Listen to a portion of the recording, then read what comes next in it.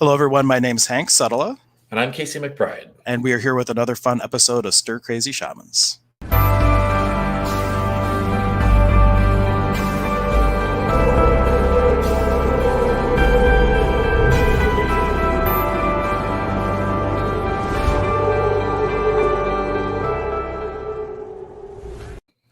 So today our topic is shamanism. Do you hear the call? And the reason kind of this is up in the air for me is that we're starting the shaman apprenticeship program. We started this channel kind of an inspiration out of some of the work we've done with Zane. We never really had a full episode just on shamanism yet. The Stay Crazy Shamans podcast is yet to really go deep into shamanism. Right. Well, I mean, we have it's definitely a focal point of all of our conversations and everything, but we haven't had like this is straight up. This is what Right. we're talking about. And first, I want to just kind of go over the word shaman because the way that we're using it is kind of the umbrella word.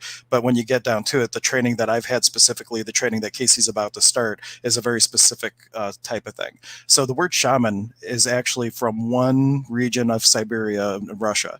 And that one word, because of just how we like to generalize things, that one word became an umbrella word for basically any indigenous transition. So whether it's a Lakota tradition, whether it's a Bushman tradition of Africa, whether it's the Kiros tradition, like what I practice and Casey is now learning, it's all lumped up under the word shamanism. Right. Yeah. Yeah. And so now the word, and it was, I think the Tungus people, is that correct? The Tungus tribe? I believe that's correct. Yeah. So it the way I kind of remembered like this saying people say is, the only actual champagne is champagne that comes from like the Champagne region of France or wherever it is, and everything else is just sparkling wine.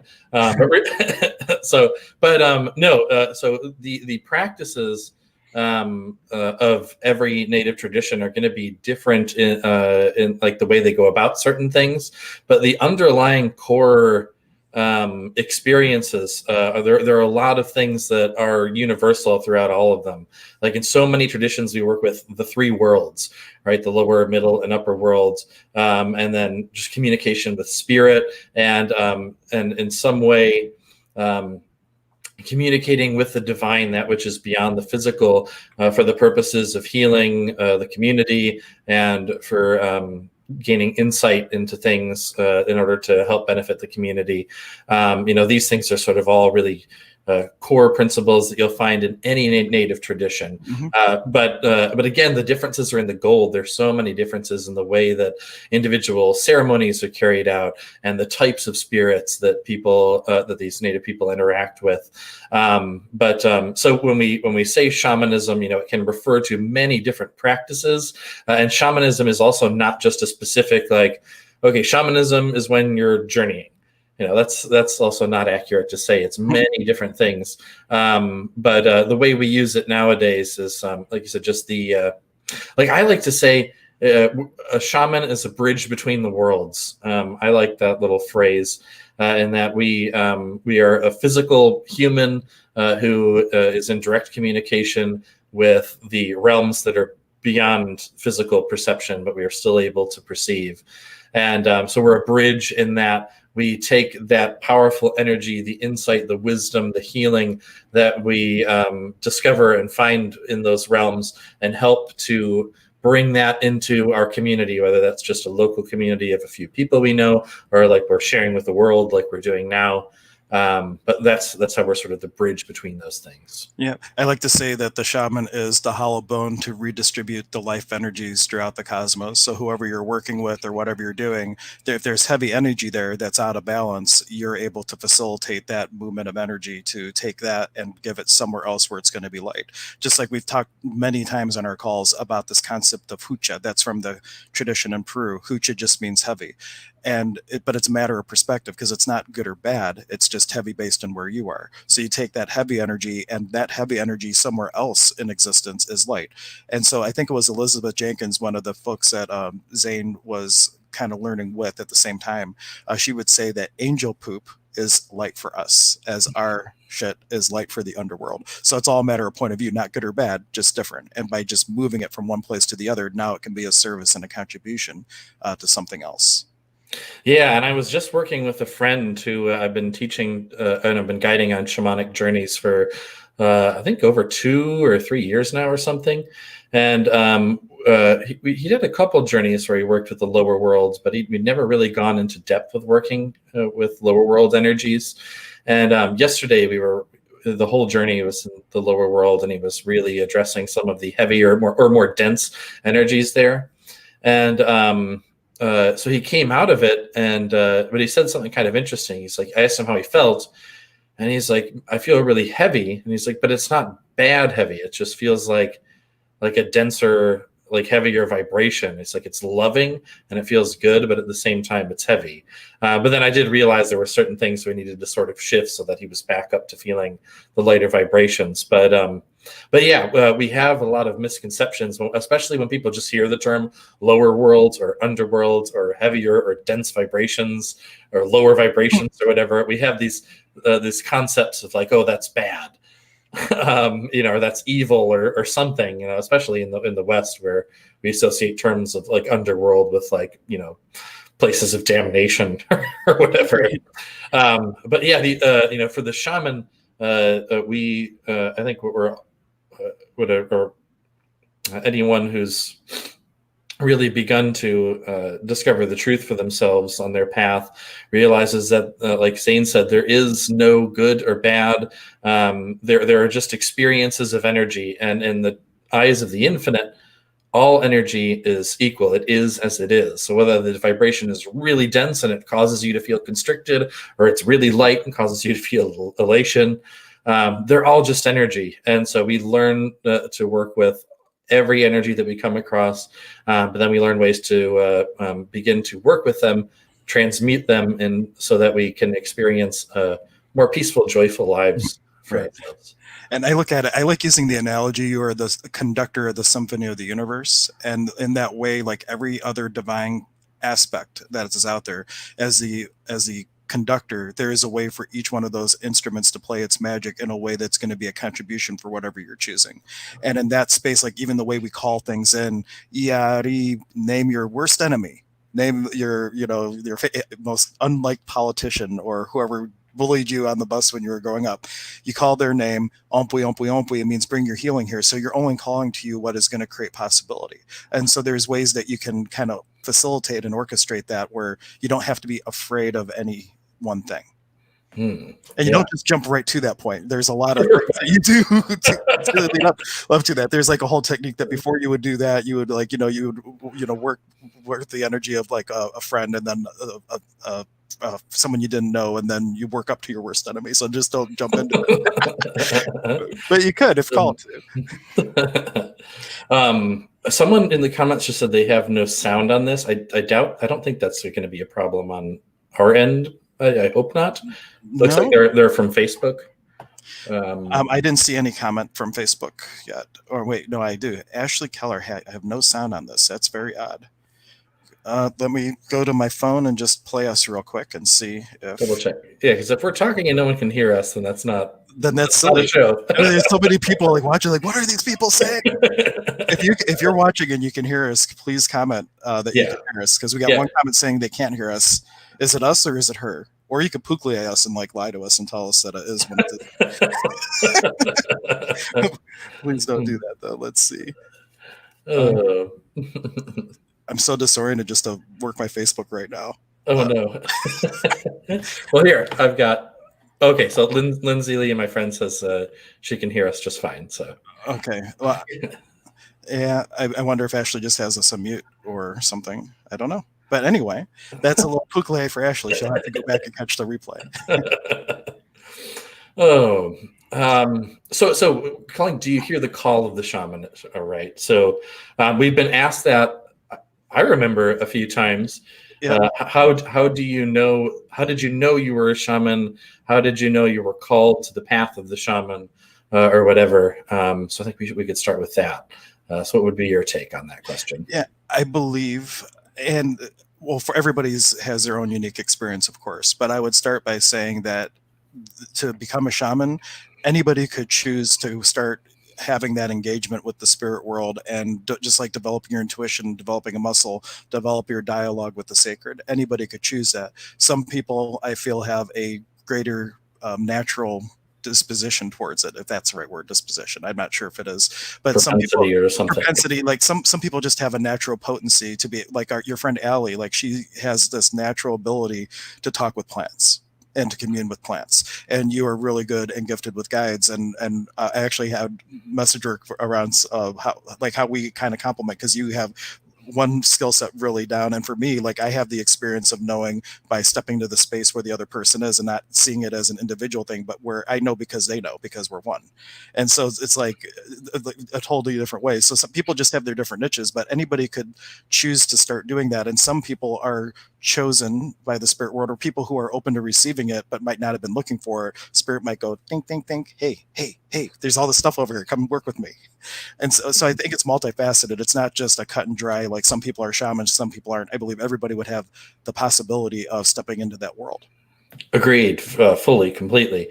Yeah, and I, in my own experience, have found when helping people to learn to journey, to learn to do advanced energy healing, to learn to communicate with their guides, I found the case to be that there are some people who are really, really gifted.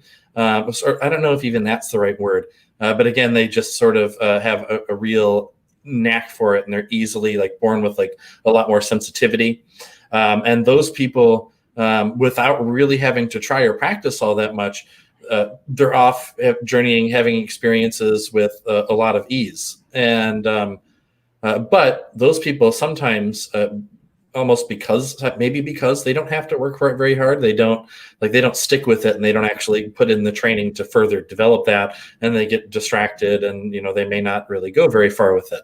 But on the other side, there are some people who have a lot of difficulty in the beginning. They can barely feel the sensations of energy. They're really blocked internally, as far as being able to communicate with guides or do any kind of energy work.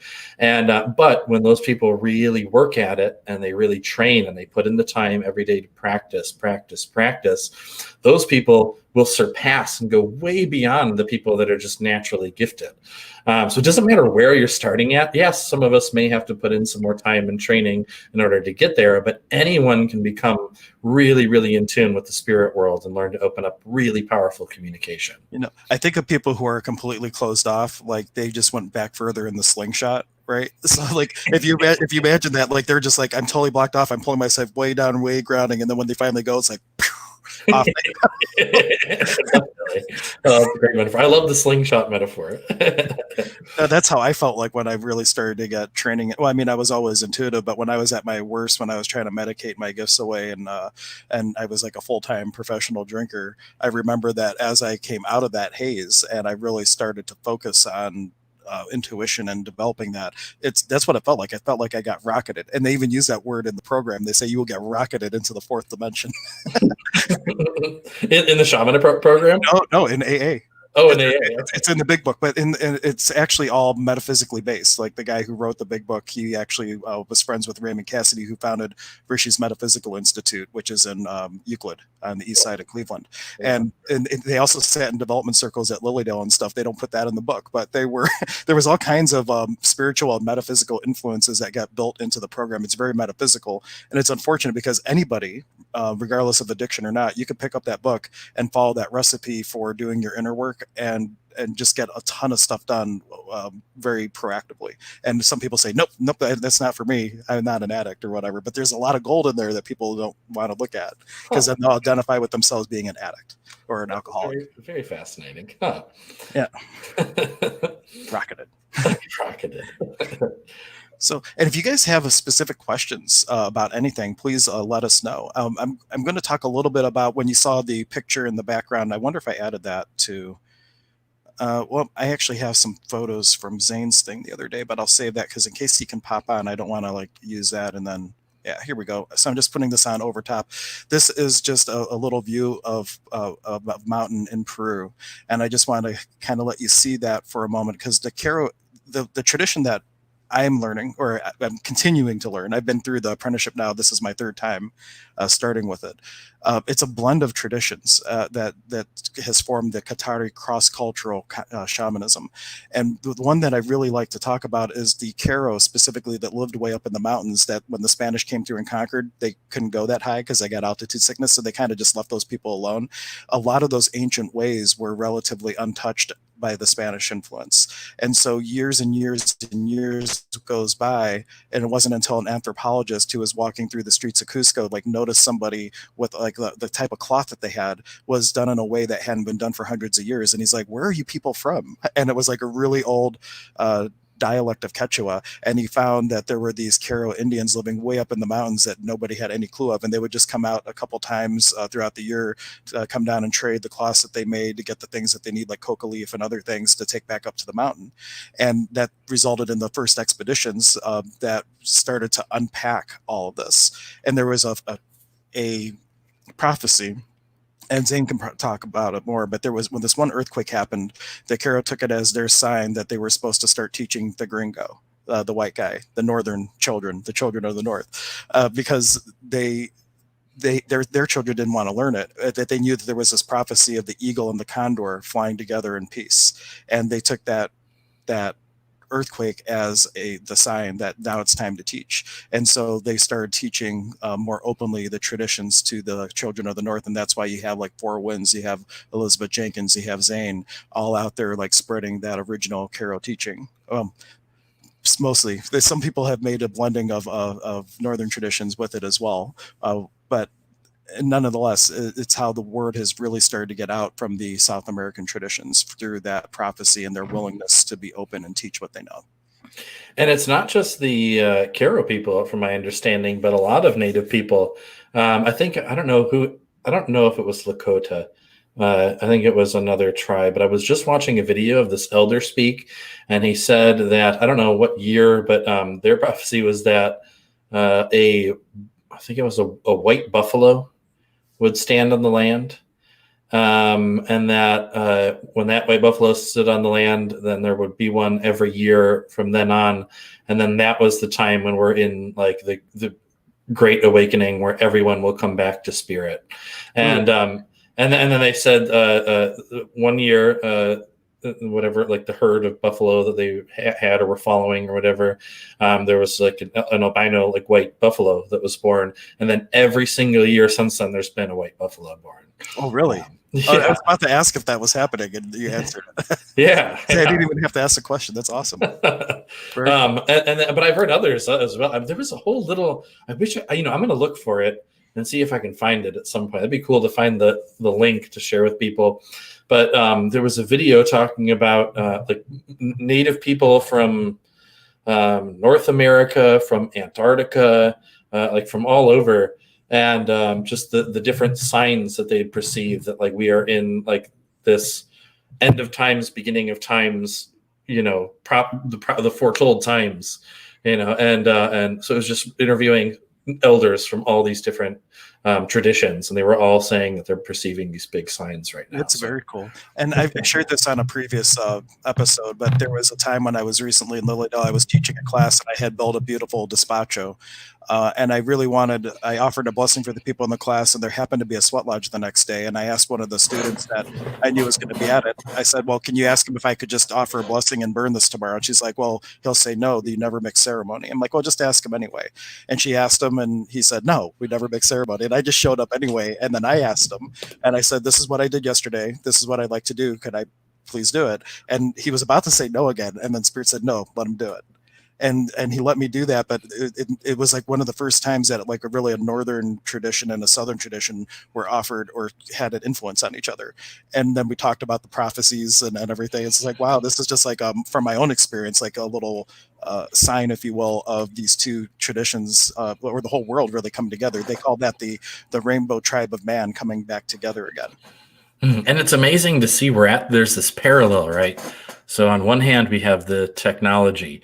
We're more interconnected through technology than ever before. And there's kind of two sides to that, where some people are sort of drifting further apart and then going into the world of technology. But also at the same time, there's more and more people discovering more about all of these different spiritual traditions that they wouldn't have had access to before. And then people are starting to have experiences of spirit that aren't just specific to their own tradition, their own upbringing, but of all these many, many different traditions from all around the world. And then they have people they can talk to who are also having these same experiences.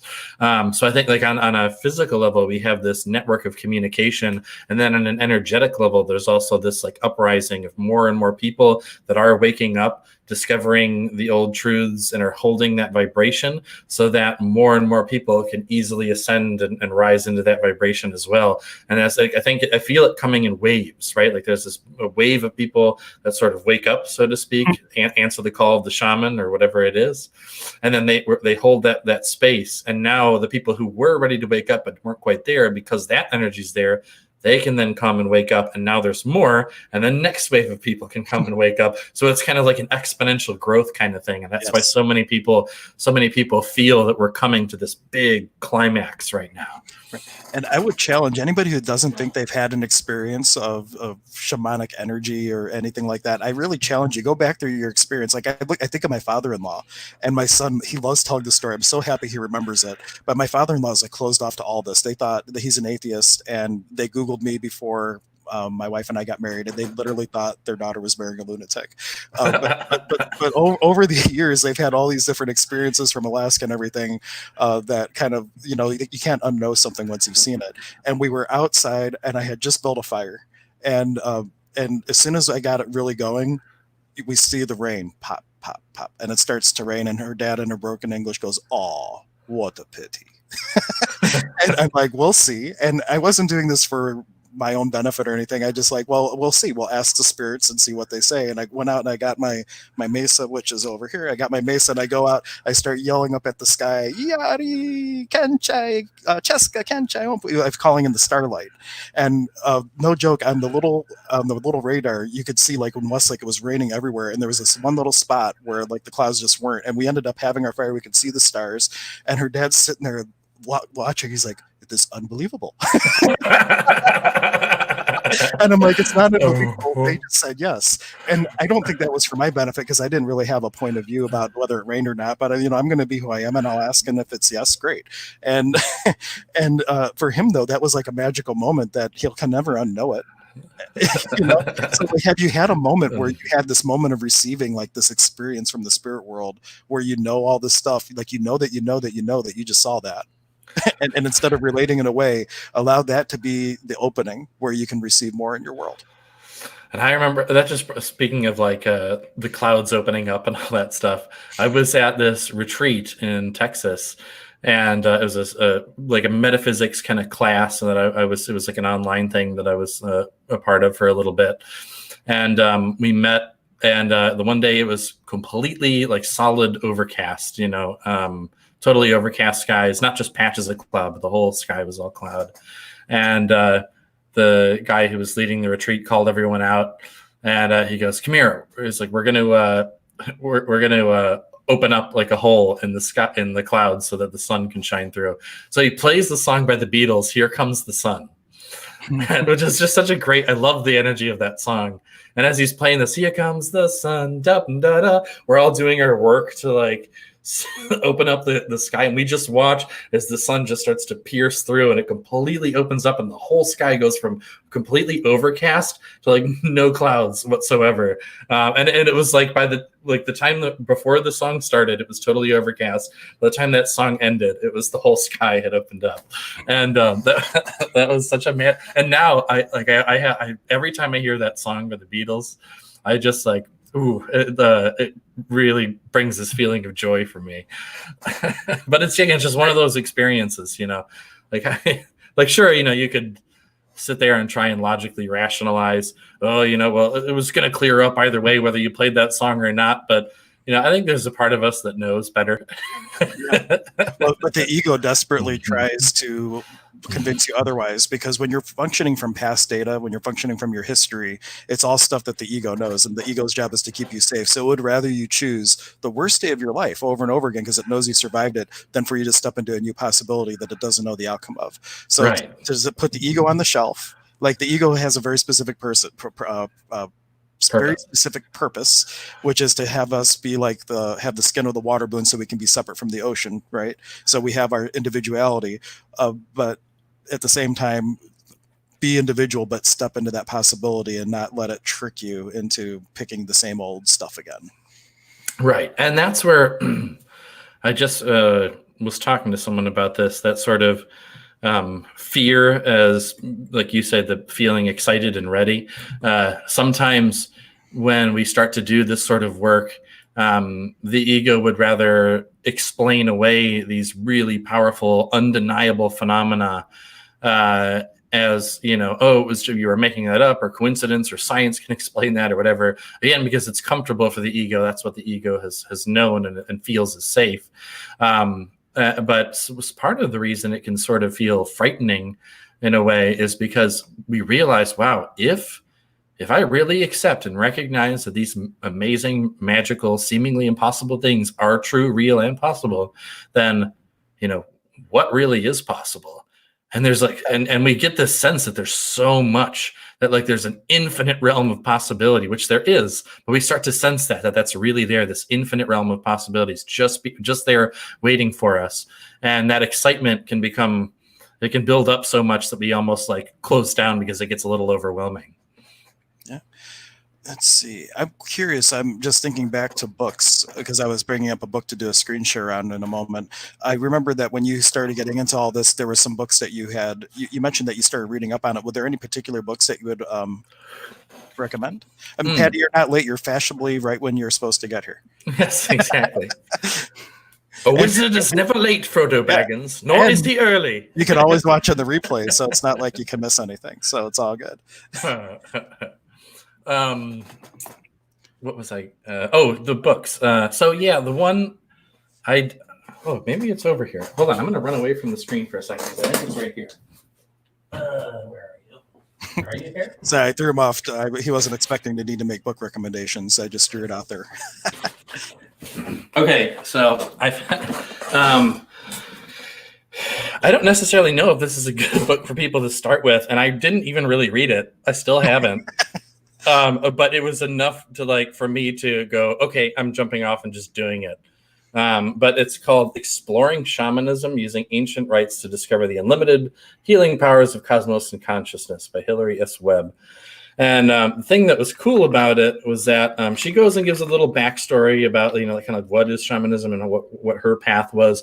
But then she really quickly jumps into just, okay, here's practical exercise number 1. Do this. Take note of what you feel, what impressions come as you face each direction, and then try this journey.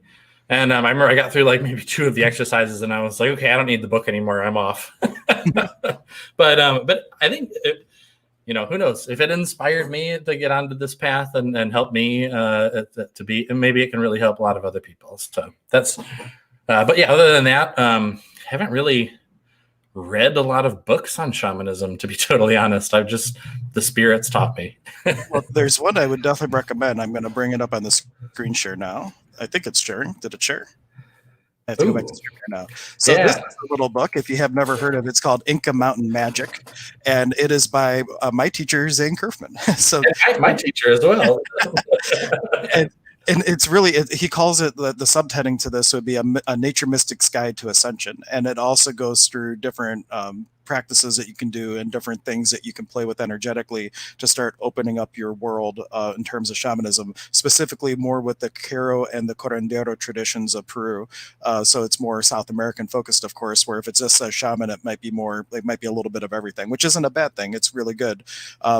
I personally like having one unbroken tradition, as raw as you can get it, and then fill in with all kinds of other things. So you have like one thing from beginning to end that was as true as it could be today as it was 1,000 years ago. I just personally like it. And then you can still bring in other components, but you got that one lineage where you can kind of plug things in and see how things relate and how they're different and that kind of thing.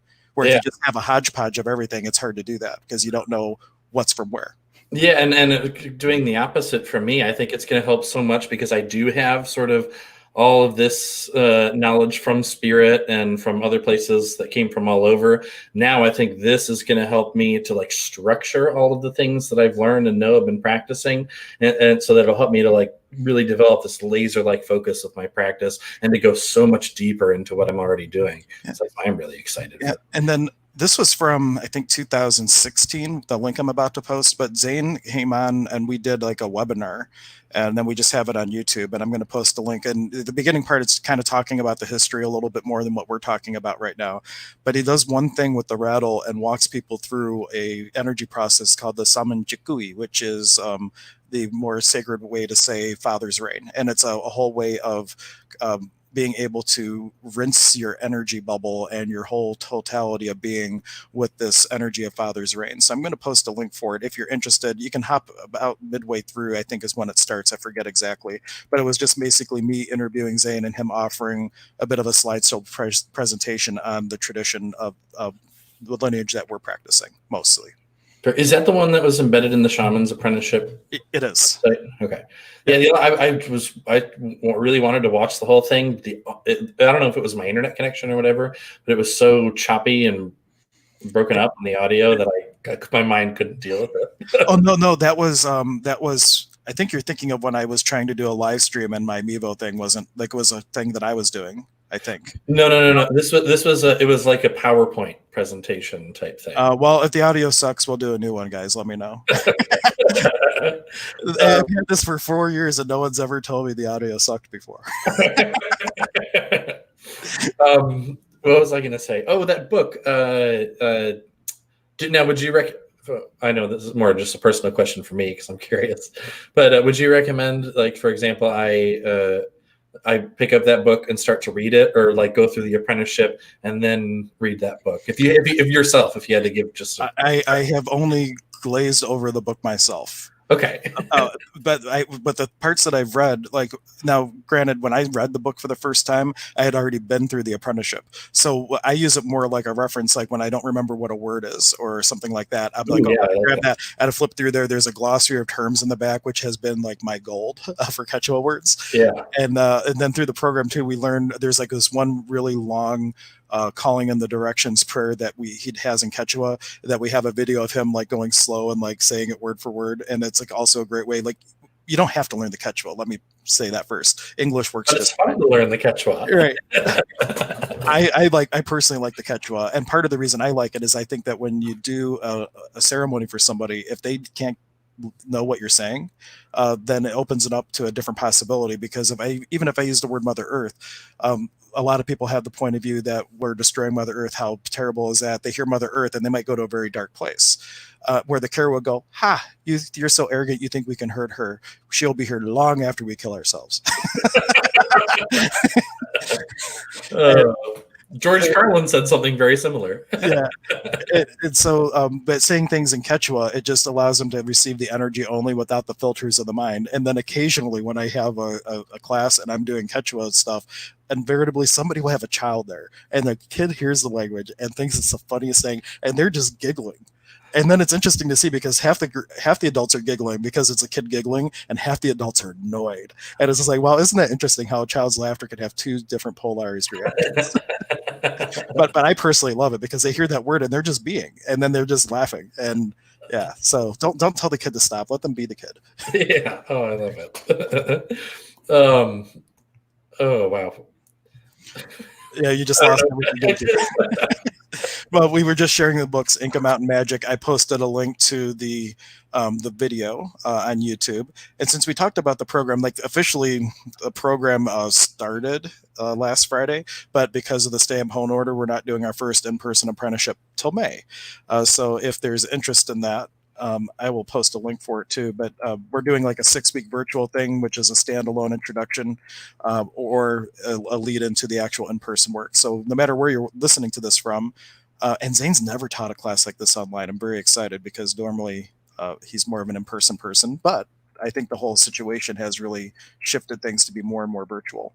So I should take that back. He does do a lot of Zoom stuff, but never an actual course up until recently. So here is the link for connecting to the sacred that I just posted. And then there's a link on my website too for the whole program if it's something that inspires you. And if not now, 2 years, we'll do it again. It's every 2 years. So. And then there's I don't know if I'm supposed to, it probably doesn't matter. There's a master level to it as well. That's perhaps a bad name. In between every year, we do what he calls the master level teachings, but it's not really master level. He's actually teaching the 3rd level priesthood from the 4th level perspective.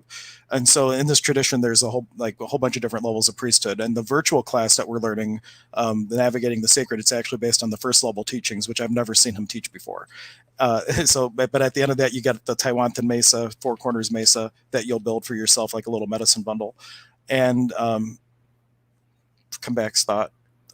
And then the level that we're learning with all the initiations is the 4th level priesthood. And the idea is with the Ultima Sayok, you could do a ceremony 100% wrong and still get the desired result. The Pampa Sayok has a lot more fear. In their world, or they work more reactionary in a sense where they think that if you don't do what the Apus tell you, then they'll punish you. And the Ultima Sayok says, why would they do that? They're our friends. 2 different points of view, and they don't look at each other as bad or worse or anything like that. They're just different, and they each have a medicine to offer depending where a person's at. But the master class is teaching the 3rd level teachings, but he does it afterwards because he'd rather you go through with the perspective of the 4th level Ultima Sayok than start with the 3rd level and then need to get you out of that area. Like you start here and then you dip into it, and that way you can see it but not get drawn into where the Pampa Sayok would be energetically. That makes sense. Yeah. Oh, it's all so exciting. And one of the things I feel called to touch on real quick is with shamanism, the reason why we're starting to see more and more of it, as far like the word shaman is becoming more commonplace. There's still a lot of people when I bring that word up, they go, "What? What does that mean? I've never heard of that." But more, it's starting to pop up more and more. And I think we'll get to the point where, I don't know, however many years ago, not a lot of people heard the term Reiki, and now almost everyone knows, at least has heard the term Reiki. And it's starting to happen with the term shaman as well. And there's more people who they feel called to expand upon these things that they're starting to feel, these experiences they have that they feel are true, but that they can't explain via their current scientific understanding or their current religious beliefs. They don't fit into that paradigm. So shamanism encourages us to have a direct experience, and these things that we're feeling, it goes, okay, well, dive into that. Here are some techniques that can help you to go deep into that, but really explore that for yourself. And so instead of and that's the difference between a religious practice and like shamanism is in a religion, you're sort of taught, this is the way things are. If you want to achieve enlightenment or freedom or whatever, then you have to do these steps. And then that's the only way to get there. Whereas in shamanism, it's more, here's some techniques in order to bring yourself into a space to go off and have your own experience. You learn whatever you learn, come back, and then that's the truth. You discover it for yourself. Yeah, that's a big thing with the Kiros. Like if you were to go down and try to study on your own, it might take you 10 years because they'll give you one little nugget and they don't even tell you what just happened. You got to figure it out. And where Zane has kind of unpacked it and is presenting it for the Western mind. And I love saying that you'll love, this is from AA, who knows where they stole it from, but they say that religion is for people who are afraid of going to hell and spirituality is for people who have been there. I like that a lot. Yeah, but no, that brings up a good little point. Is sometimes people who have these, maybe people who are religious or even like more scientific minded, they never want to go and explore the spiritual. Maybe the circumstances of their life are relatively pleasant. They've got a great supporting network of family and friends, and their finances are good. They got a good job. Romantic relationships. Everything's just peachy, and so maybe they're not as called to really like explore anything outside of that. Whereas a lot of us, and I'm starting to learn this more as I interact with people who are called to the path of the shaman, like this group, wonderful sacred hoop that we're forming with the people we're doing this apprenticeship with. A lot of us went through intense suffering that led us to finally awakening and then wanting to dive in and actually explore or expand upon our path. And it looks like Zane is popping up. Yeah. They say in the program that you have to get sick and tired of being sick and tired, and then you're ready for something different. Right. Right. But we're going to bring on, I think I see his video, so I'm going to bring him on here. I think he's ready. Give me thumbs up if you're ready, Zane. He's thumbs up. All right, cool. Hello, everyone. And here's Zane. Hi, Zane. Uh-oh. Hey, can you hear me? Yep, yeah, we can. It looks like you just have a little bit of lag. We can hear you. Oh, okay. Great. So you were talking about the call of the shaman and all of those issues, it seems like. So to begin, I would just like to make this is part of being integrous, which is a big part of this path as well, is to develop your personal integrity. First of all, shamanism is a broad term. It's a anthropological term that is used for a broad range of practices. But the actual beginning of that word, the origin, is the Tungus-Siberian people of northern Russia. This is where the actual word shaman comes from. And in all actuality, they are the only people, and they're a small tribe, but they're the only people who truly have a authorship of that name.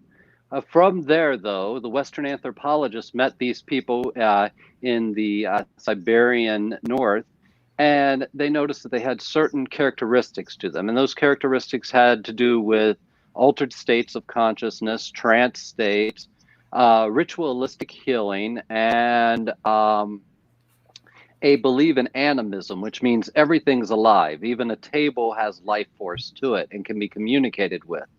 From there, they traveled, of course, eventually to the New World. And in the New World, they noticed people who were having practices that were very, very similar to these Tungus-Siberian practices. They used different ways of going into trance state, including drumming, rattling, use of psychotropic substances to create an altered state. So they coined them this kind of shorthand for that type of tradition, and they called them all shamans. Of course, the true shamanic traditions are only from the Tungus-Siberian region, but because modern anthropology has made this distinction, and many of the medicine peoples of Central America, Mexico, South America, and even North America have adopted this term for what they do. But you will find, especially in the North American traditions, that most often they just call themselves people of wisdom or people, medicine people, folk healers, things like that. So I just did want to make sure I pointed out that little difference.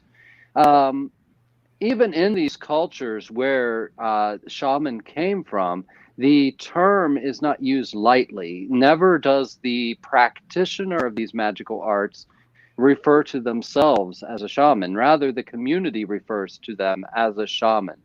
And early on in my training, I always referred to this as mystical, as the mystical work of the Andes, the mystical work of Peru.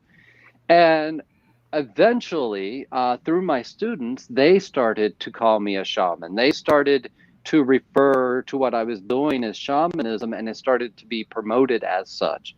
And that it follows the anthropological shorthand for all these practices, but there are some really unique differences.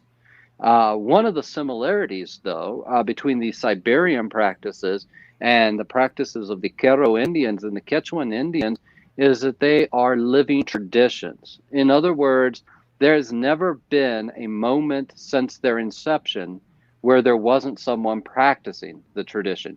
It never fell out of practice, so they continue to be living traditions that have been passed down since time immemorial, from grandfather or grandmother to grandchild, in this way. I think Hank has some pictures, and I'll need you to keep a watch on the time and let me know when it's about noon. I'll have to go right Okay. before noon. Yeah, we're getting But on his little. Oh, go ahead. Which picture would you like first? oh, go ahead. First, the picture of the village. So this is a picture of the village that I'm a part of the community of, where my goddaughter lives, and this is in the Kero Nation, and this village is called Kiko, and that mountain you see behind there, that is Kiko Kutu, which is one of the sacred mountains of the Kero region. And as you can see, there's no electricity. They live high above the timberline. There's no real modernization to their lives. They do have some boom boxes with batteries, and they have some solar power that allows them to have light bulbs, and they have a Spanish school in many of the larger villages. Now, their way of life is pretty much the same as it has been forever. The women usually wake up around 3 a.m. to start a fire so that they can have breakfast. There's no forced heat or anything like that. There's no electricity. If you get harmed in this area, you are at least a 7-hour hike from the nearest place where you could get picked up for a 4 or 5 hour drive to get into a city center with a hospital.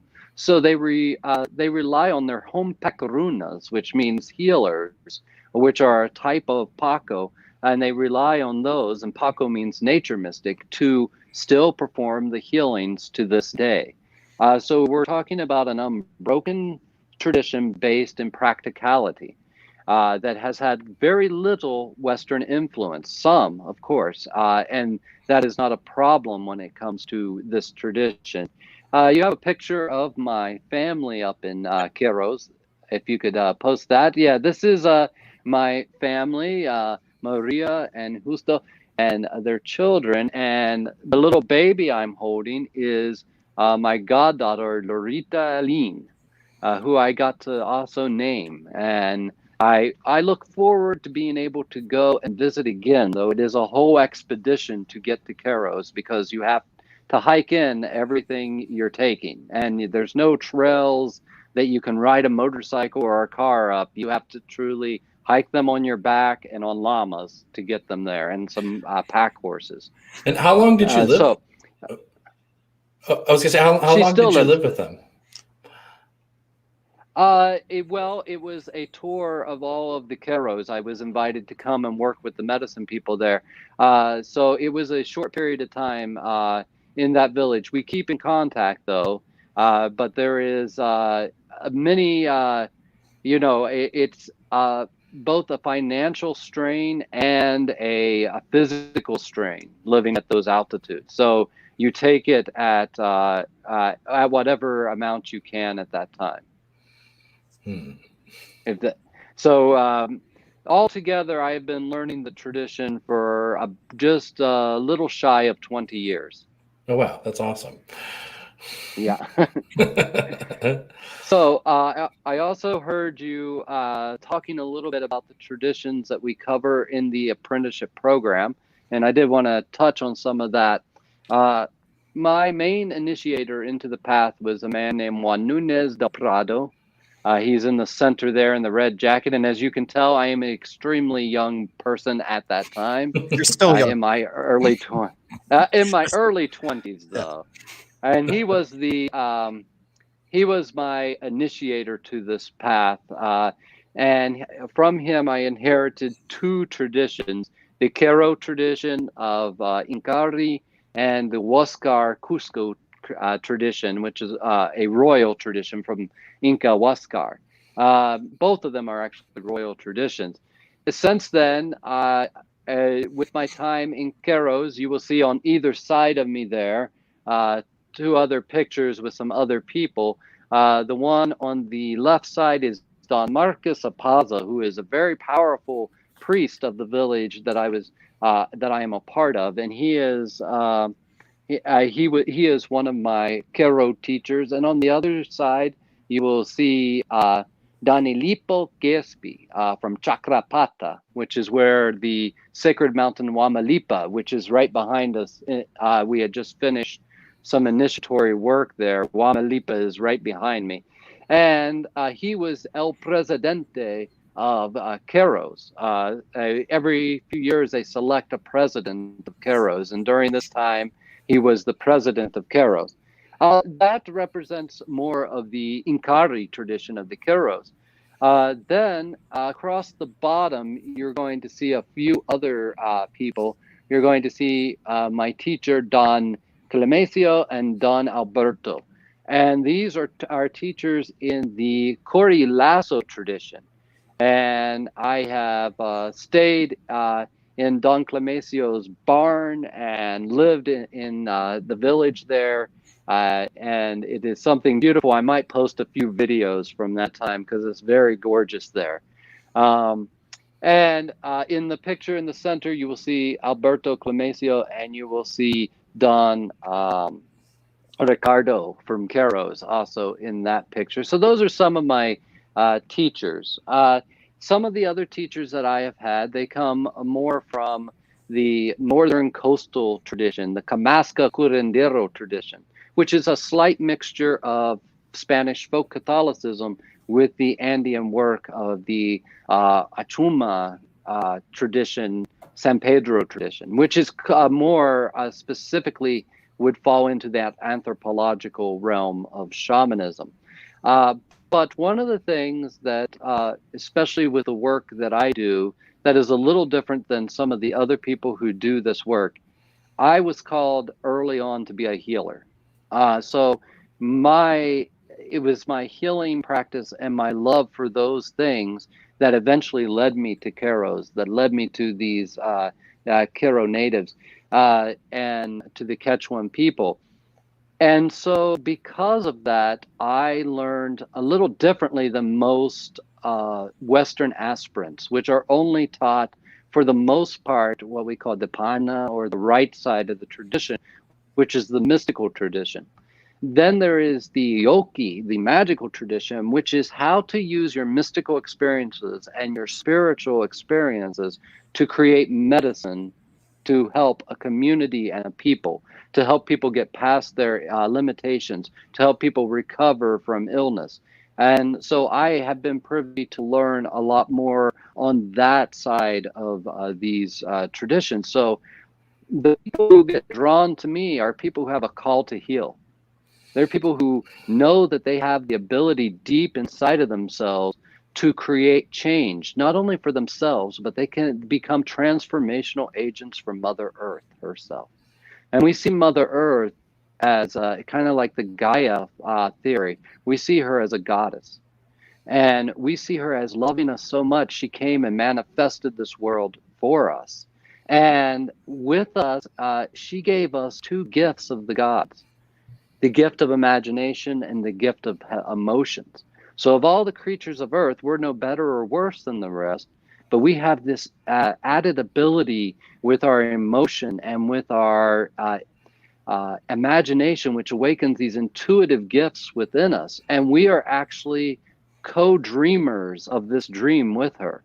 She has created us to be able to be a co-creator. She wants us to help her dream the dream of this reality. And that's where we are really as humanity. We're entering our spiritual adulthood now, where we are becoming dream weavers with the goddess. And this is a very auspicious moment in time and space, because we are truly seeing the need with this COVID-19 pandemic hitting the earth. We are slowing down and re-engaging with the forces of nature. And we have a real opportunity to shift or change the paradigm right now, to start to elevate ourselves, the spirit world, and to become these transformational agents of change, to character inside of ourselves, to offer something truly meaningful to Mother Earth and our fellow creatures. And that's what this program is really all about. Very cool. Yeah, and as we were kind of talking about before, not just the Karo people, but Native people from all over the world have sort of been perceiving the signs that we are in these foretold times. We're in the time when the planet is sort of waking up. People are meant to come back to the way of the healer, and that we're all meant to rediscover sort of like the sacred silence, as you say, and come back into the old ways. Or to come back into, I know we said. Yeah. Go ahead, Ang. Oh, no, I was saying like that we're so far out of Aini with Mother Earth that it's all about now getting back into that divine reciprocity with nature. Absolutely. It's there's a lot of prophecies, from the Hopi prophecies, which is one of North America's most well preserved prophical cycles, to the prophecy of the Inka, the prophecy of the seventh fire or the seventh shield era. All these prophecies point to a time when there would be something of earth changes that would cause life to be altered to a degree. And that would open up a doorway for us to enter once again a golden age of humanity. But the golden age doesn't happen all at once. It takes us working at trying to create the best version of ourselves and to share the light of ourselves with the rest of the world, and to let the rest of the world's light be shared with us. And that is Aini at the deepest sense. And as we learn to enter into that, we are becoming real vessels of grace and beauty in this world. And this 6-week program is just an introductory taste to that, but it's a very deep, probably a deeper introduction than I have ever thought of even doing before. It will differ from the traditional apprenticeships in the way that we won't have one-on-one personal time. But outside of that, it's going to be so close to the traditional way these traditions are passed down, because we're going to have weekly intercommunication. We're going to be able to talk about dreams we've had in between sessions. We're going to be able to truly develop ourselves, where the apprenticeship program, especially here in the West, like we have been doing, is a very deep exploration, but it leaves a whole month for people to integrate one lesson that they have been learned. Well, several lessons they've been taught in that class. Now we're going to have the ease to kind of slow that down and to stretch it out a little bit, but to add more content and more medicine ways. And I see this as a beautiful blessing, because at this time, when we all start coming out of this, we have to understand that humanity has just undergone a type of universal susto, or magical fright, a trauma that has caused a type of soul fracture in the very fabric of our reality. And as we come out of this, we're going to need well-trained medicine people who can gently help people on that journey back to themselves, help them in the sacred remembering. And in that way, we can serve as transformational agents. Oh, I love it. Oh, I'm so excited to be here on this path with you, Zane. And you did tell me to keep an eye on the time. You're about 1 minute till noon. 1 minute till noon. Well, I hate to leave you all. I hope that I have brought a little more clarification on the 6 week, which I'm extremely excited for, which will be followed probably closely by people who don't want to commit to the whole apprenticeship at that time. We'll probably have several other modules that can be available. So cool. I'm going to have to go now, but thank you all. Thank you, Zane. Thanks for being with us. Bye. That was great. Oh, yeah, unexpected surprise. Well, he said he might be able to come on, but now that was awesome. I was starting to think, oh no, he's probably not going to make it. Oh yeah, I can see energy very clearly. His energy is so incredibly, like, blindingly bright and powerful. So where if I'd seen that and like anyone else who probably didn't have the training that he's had, they would be like a totally ungrounded, all over the place person. But he is so grounded, and that just to me speaks miles, like the training that he's had. And and where he's at. So if anybody has any questions, we'll do our best. Like if you're speaking to something that Zane just said, I may or may not be able to answer it completely, but I can get the answer and talk about it the next time. If anybody has any questions about anything, now is a great time to ask, and we can speak to it. Yeah, you're just getting more and more excited. I know we keep saying we can watch any episode. We can't go through the whole show without talking about the apprenticeship and how excited it is. That's very much in the forefront of my mind. And just a little introduction we had a little meet and greet, and then a little ceremony to sort of introduce us to the energies. And it just it was like a beautiful taste of what is to come. And I'm so very excited. And well, I guess real quick, we're coming up on the hour here. So before I forget, Mary says blessings. Thank you, Mary. Oh, thank you. So we're coming up on the hour. So I'm going to pull up this link. Oops. And Shaman's Way, over on Shaman's Way YouTube tonight, there is a shamanic meditation. So speaking of Call of the Shaman, if you're interested in getting a little taste of the work, tonight at 7 p.m. on Shaman's Way on YouTube, I'm doing a shamanic meditation. So it's sort of a hybrid between guided meditation and shamanic journeying. It's sort of my own thing that I've created. But it's a great way to learn to sort of travel and connect with the realms of spirit, and also to connect with your spirit guides. So I'm going to grab the link for that now. Very cool. And while you do this, depending on how long the meditation goes, at 7 o'clock, ironically, I have something going on at the same time. We're doing Power Possibilities with Access. So when you're done with that, hop on ours and have a little bit of Access consciousness to go with your shamanism. Oh, definitely. We'll see how I just like to go with the flow, but it seems for whatever reason they've been around a little over half an hour the past couple ones, so I'll probably definitely have time to hop on. So yeah, and Power Possibilities, that's on the HHH channel, and it's me and Sean Phillips, and we use tools from anywhere, but it seems to be a little bit more access consciousness focused. But we take comments and interact, and basically whatever the energy of the group is, we kind of speak to that. So you can get a little bit of grounding, and then go over and blast any limitations coming up out of existence with our call. Love it. So let's see, Shaman's Way for tonight's shamanic meditation. And Zane says it was great talking with you all. Zane, it was absolutely wonderful to have you on, and I look forward to talking with you more and picking your brain about a few things that I'm really interested in as well. So looking forward to our time together. Yeah, we're hoping to have a few other things to announce shortly too. So there's going to be a lot of other from some other traditions that he knows. We were planning something in August, but we'll have to see how everything pans out. But there may be some other opportunities for studying with Zane as well.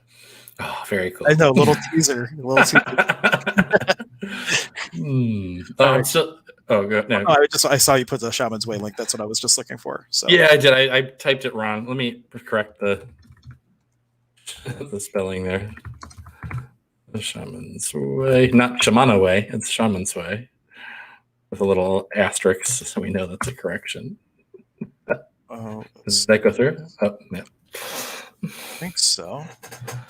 I don't see it, but just to give you guys an idea of what's coming up also over the next couple of days. Tomorrow we're going to have Michelle on. I fixed a spelling error I had from yesterday with her 44-pound crystal skull named Mana. We're going to be on at 10 o'clock with Michelle. So if you want to learn about crystal skulls, that's a great opportunity. And then on Thursday, we have Jill Matson.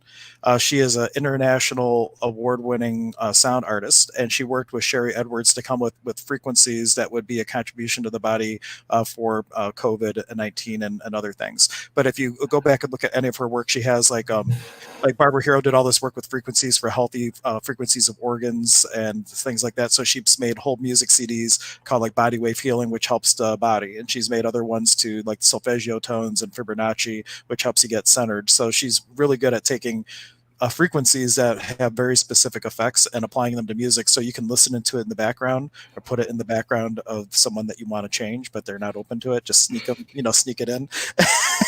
Dose them with a little bit of healing magic. Yes, it spread the contagion of consciousness. Yeah.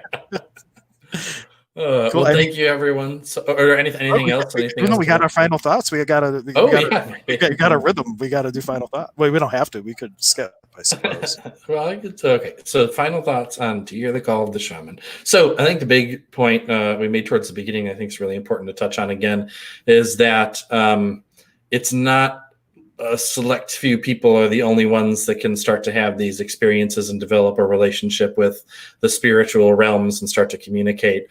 Anyone who's interested, you don't have to be, struck by lightning on a mountain to start on your path. If you're interested, look for an apprenticeship like the one Zane teaches, or just find someone who does shamanic healing. You experience the sessions and start to learn and experience, but then, have your own experience and know that this is about learning via direct experience, and that, it's about finding your own medicine way. So if you feel called, just start playing around, start exploring. Absolutely. And for me, I would say if you have been wanting to learn shamanism or to take up a spiritual practice, stop wanting, which means to lack, and start choosing. Choose anything. The second you choose, 10 seconds later, you can still change your mind and choose something different. But if you're in the energy, haven't chosen anything at all, then you are literally in the want of it, which means lack. In 1940 something, they changed all the definitions, and we use the word want interchangeably with the word desire, but the energy is very different. So if you're wanting, stop wanting, start choosing, and then you're going to receive it in your life. Absolutely. So thank you all for your energy and your attention. Thank you. Thank you. Thank you. A Nike, a Nike, a Nike.